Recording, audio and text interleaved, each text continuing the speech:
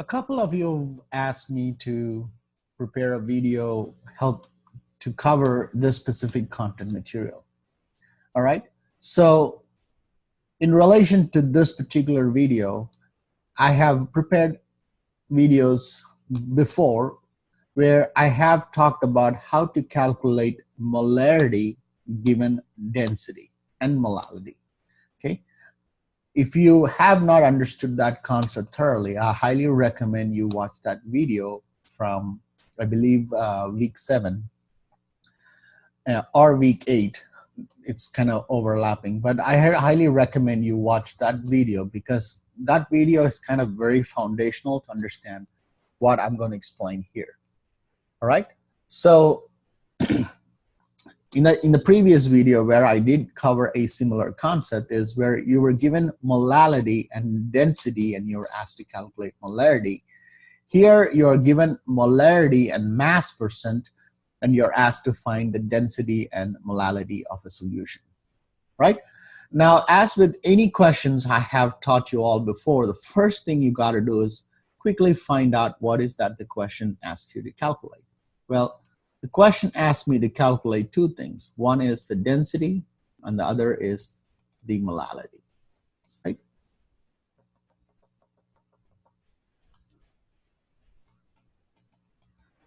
Right. And find out what is the question's given you. Well, it's given me the molarity as indicated by uppercase M, and it's given mass percent. Anything you see with percent is more likely going to correspond to the mass percent concept. So these are the these are the two pieces of information given. These are the two pieces of information that I need to calculate. But as I've repeatedly told you many times, whenever you're working out a problem, figure out what are the units that's given and what are the units that you have to calculate. And molarity is given to you. And we know the unit for molarity is moles over liter and molality is moles over kilogram. And density is typically expressed in SI units as grams over mils, right? So we are asked to find these two units and given this, and we are also given mass percent, right? Now, let's approach the density of the solution first, okay? But before that, if I'm saying that the question gives you 6.0 molarity, that is same as writing 6.0 moles over 1 liter. It's important that you expand the unit and write it this way. I cannot emphasize it because this makes working out calculations so much easier, right? Now let's expand upon this concept of density here, okay? It's not just density. The question is asking you to calculate density of solution, okay? Which is same as mass of solution, which is expressed in grams, and volume of solution, okay? Unless we know both this information in the numerator and the denominator respectively, we cannot solve this problem. Now, if you leave it as it is, maybe in your mind you think you cannot solve the problem. But you sure can solve the problem if you expand it. Mass of a solution, again, that's why I said if you're still shaky with your understanding of what a mass percent is, then maybe you have to go watch my video on mass percent. A mass of a solution is mass of solute plus mass of solvent.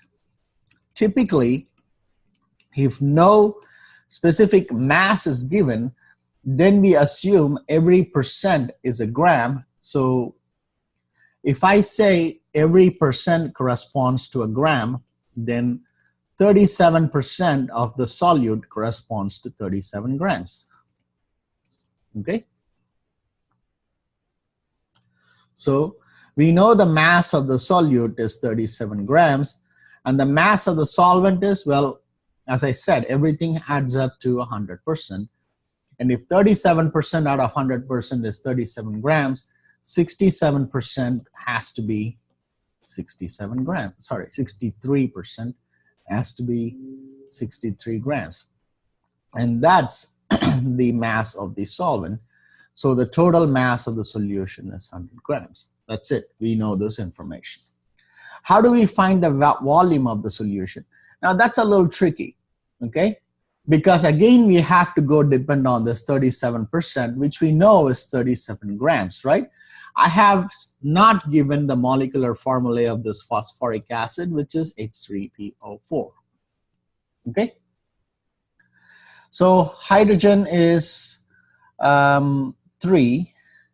Hydrogen molar mass is 1, so it's 3. Plus phosphorus is about 31 plus 64. What does that add up to? 5, right? 64, 31, 3, 5, 8, 98 grams over 1 mole. Again, don't write 98, write 98 grams over mole. So why do we need that step? Because we want volume in mils, right?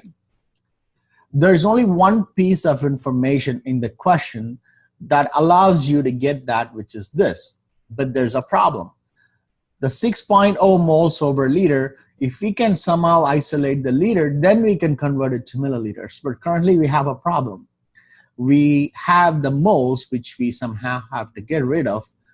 Most likely what most of you are thinking is, well, if I divide this by the molar mass, I'm going to get rid of the moles. Well, you end up with grams. Do you see what I'm saying? So if this was your initial thinking, well, I'm going to take this and divide this by the molar mass, which is 98, sorry, multiply by the molar mass. This way I can get rid of my moles. Well, the problem is now you have grams over liter. You cannot still isolate the liter by itself. You don't want any other unit but the liter. So this method is not going to work. But we still have to use this information. It's just the molar mass had to be used elsewhere. So let me do this. Okay, so this 37% is for the solute, right? So 37 grams, right? Over 1, that's my given information. Instead of multiplying the 6.0 moles per liter times the 98, which is not going to get us where we want to go, instead if you take the mass of the solute and divide it by its molar mass, okay, then we will end up with the moles by itself. But then that's not where we ultimately want to be, but this is a good starting point.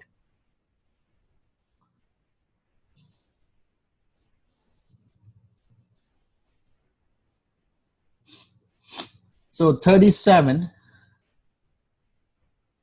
over 98 is 0.377 moles. So that information is 0.377 moles. Why do we need this? Because like I said, if we cannot multiply the molar mass, then there must be a way we must be able to generate moles separately and infuse it into this expression, which would ultimately give us, which would isolate just the liters for us. Well, we have done partly that successfully. Now let's go get our blue color back. So we do know that this is 6.0 moles per liter, right? So, and we just calculated the moles of the solute, which is here. Again, you can just put 1 at the top, right? Now this way we would be able to calculate the moles, but keep in mind we want our answer in mils, not liters. So 1 liter goes at the top, 1,000 mils goes in the bottom, right? Or we can do it slightly different. I'm gonna do it slightly different so that some of you might think, oh, the milliliters is on the bottom. Well, it's just you just have to flip the number slightly different ways. Instead of putting this on the top, put the 1 here. And instead of you starting with 6.0 moles per liter, you can start with this. You know, the answer would be the same, okay? The answer would be the same. but this is just more visually appealing process. So we put the 6.0 moles on the top and the 1 liter on the top, and then 1 liter goes on the bottom, because see, for some reason the milliliter appearing on the top might appear right to some of you. Both methods are correct, but I'm just going to show you this way because, you know, visually it seems like this is correct, the other method is incorrect. No, math is math, so you're going to get the same answer no matter what. So now we take this and divide by 6.0, and then we multiply by 1,000. So that is 62.93 mils. Okay. So now we know the volume of the solution, right? Right? This is the volume of the solution. We know the mass of the solution, which is 100 grams. So density would be, mass of the solution is 100 grams over volume of the solution is 62.93 mils, which would be, it seems to make sense. The number's not outrageous.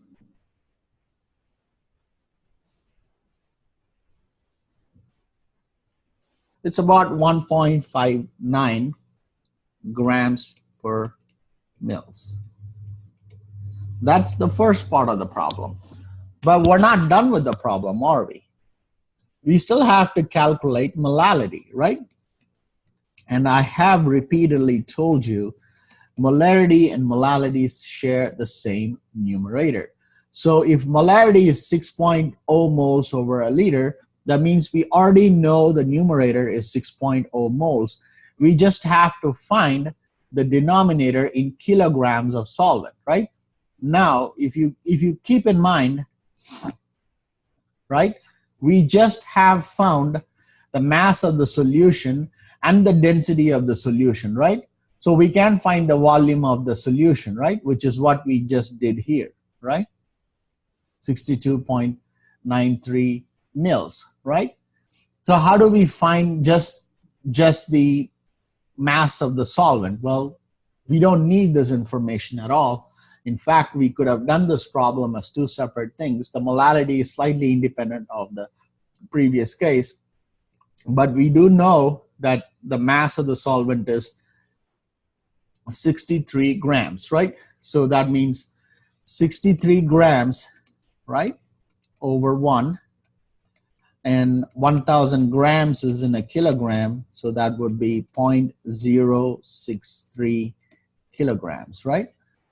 So it'll be 0.063 kilograms. Keep in mind, molality is the volume, mass of these moles of solute over mass of the solvent. So we do know the mass of the solvent is 63 grams. So molality would be 6 over 0.063. So it'll be 95.23.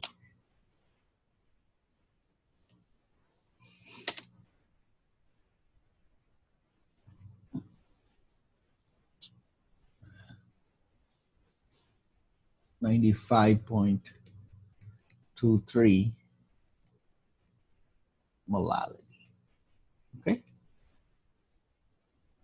that's how you solve this problem.